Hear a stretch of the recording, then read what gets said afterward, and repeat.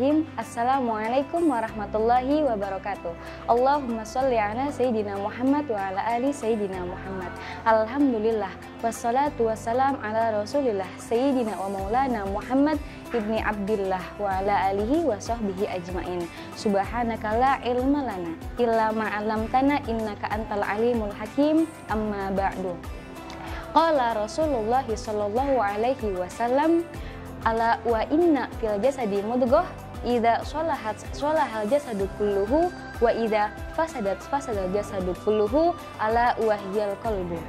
Ketahuilah bahwa di dalam tubuh manusia terdapat segumpal daging, yang mana jika ia baik maka akan baik pula seluruhnya, dan apabila ia buruk maka akan buruk pula seluruhnya. Ketahuilah bahwa segumpal daging itu adalah hati.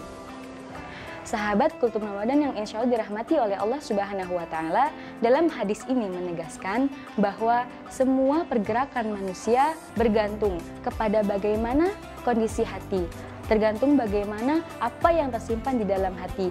Jika hati itu benar-benar baik, maka hanya ada rasa cinta dan takut kepada Allah Subhanahu wa Ta'ala. Niscaya tubuh pun akan selalu dekat dalam ketaatan dan jauh dari kemaksiatan. Begitupun sebaliknya, jika hati kita rusak, jika hati kita tidak baik, maka hanya ada hawa nafsu, syahwat, dan hal-hal yang tidak baik lainnya. Karena sejatinya anggota tubuh adalah mengikuti apa yang tersimpan di dalam hati. Hati merupakan hal yang sangat penting bagi manusia, karena pada hakikatnya dengan hati manusia bisa membedakan mana yang baik dan mana yang buruk. Abu Hurairah radhiyallahu anhu berkata, hati adalah raja dan anggota tubuh adalah pasukannya yang menjalankan perintahnya, yang menerima petunjuk bila melakukan perintahnya, dan tidak ada satupun amal yang dijalankan melainkan amal tersebut keluar dari dalam hati kita.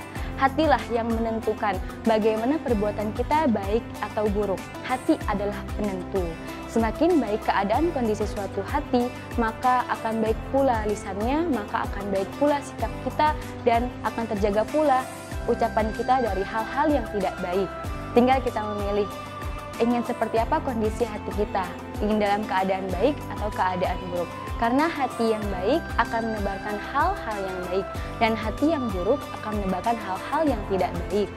Imam Hasan Al-Basri berkata, ada beberapa hal yang membuat hati kita rusak. Yang pertama, berbuat dosa dengan harapan kelak ia akan bertaubat.